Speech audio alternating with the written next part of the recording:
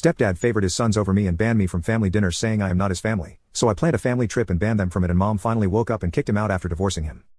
I'm a 19-year-old female, and I've reached my wit's end with my mom's new husband, Steve. He had the audacity to ban me from my mom's birthday celebration, saying he had planned it only for the family. For him, family meant him and his daughter, Emily, leaving me and my brother behind. My brother was out of town, so I was the only one left out of this family dinner. My mom married this toxic man when I was 14. My father had died when my brother and I were kids 10 and 8, respectively. So growing up, it was just the three of us, Mom, my brother, and me.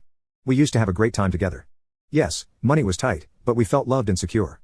Maybe Mom was lonely, that's why, 6 years later, she fell for this garbage of a man. This wasn't the first time Steve had been mean to me. There were a series of instances. Even when Mom introduced me and my brother to Steve for the first time, he hugged my brother and said he completed the family, but to me, he just smiled. It made me feel unwanted.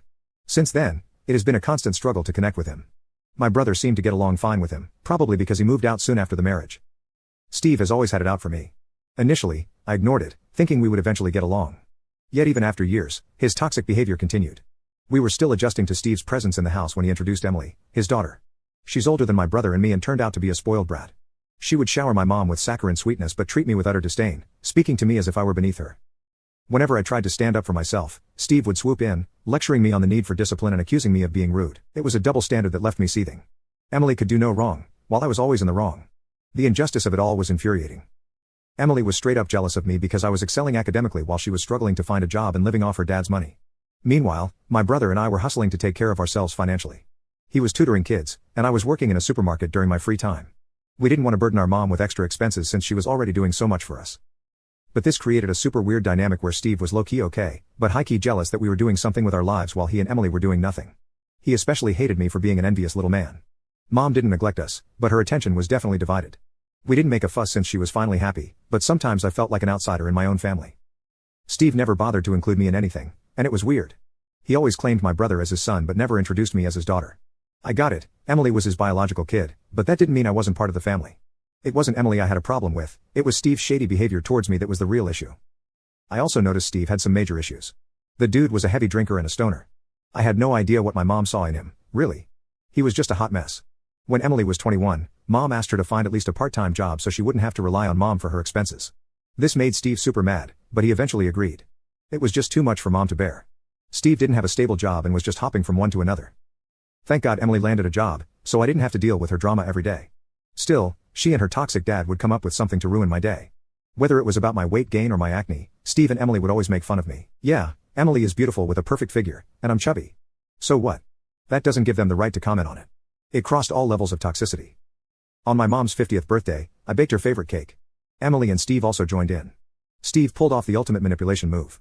He and Emily organized a surprise dinner for my mom, of which I had no idea.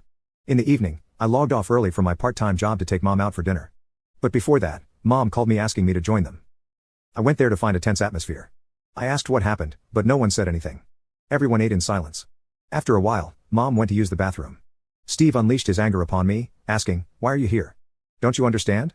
We wanted to have family time." I said, "Mom asked me to come. And by the way, am I not family?" He replied, Yeah, whatever.